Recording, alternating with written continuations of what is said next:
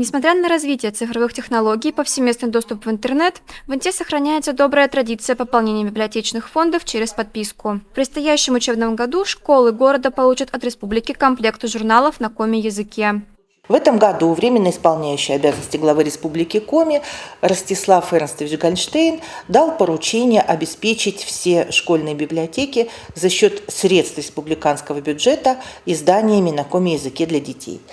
Поступившие издания разнообразны как по тематике, так и по возрастной категории. И именно этот принцип ляжет в основу распределения журналов по школам. Всего в библиотечный фонд поступило 3 издания. Журнал «Бикинь», что в переводе с коми-языка означает «искорка», предназначен для младших классов. Его яркие иллюстрации, игровые задания и увлекательные рассказы помогут детям узнать и полюбить язык нашего региона. Издание «Елога» ориентировано на подростковую аудиторию. Для школьников республики этот журнал станет не просто чтением, а важным мостом между поколением и культурой. Журнал «Елога» «Эхо» – это журнал уже для более взрослой аудитории.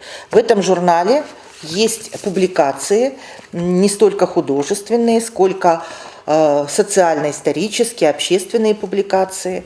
Они предназначены для старшеклассников. Поэтому этот журнал у нас будет распределен в 3 образовательные организации. Это школа села Петрунь, где коми-язык преподается как родной, в школу поселка Абесь, где коми-язык преподается как государственный, и в гимназию номер 2. Все дело в том, что в гимназии номер 2 работает педагог Лаура Александровна Кириченко, которая с большим удовольствием ведет для детей кружок. В рамках внеурочной деятельности они занимаются не только изучением коми-языка. Они ставят сценки, спектакли, участвуют в конкурсах стихотворений на коми-языке. Поэтому думаем, что и для гимназии эти журналы будут подспорьем.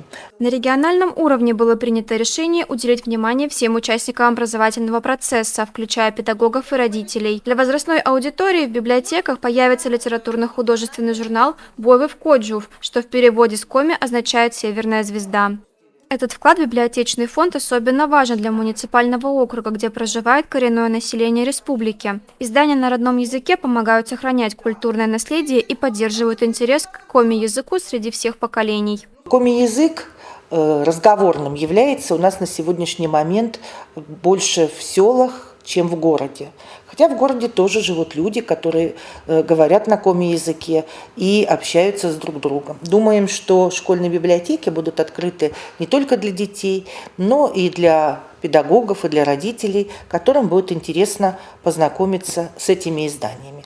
Эти издания будут приходить к нам в течение года и также распределяться по общеобразовательным организациям муниципалитета. В течение года школьные библиотеки будут регулярно получать новые издания. Каждое образовательное учреждение получит по одному экземпляру всех представленных журналов.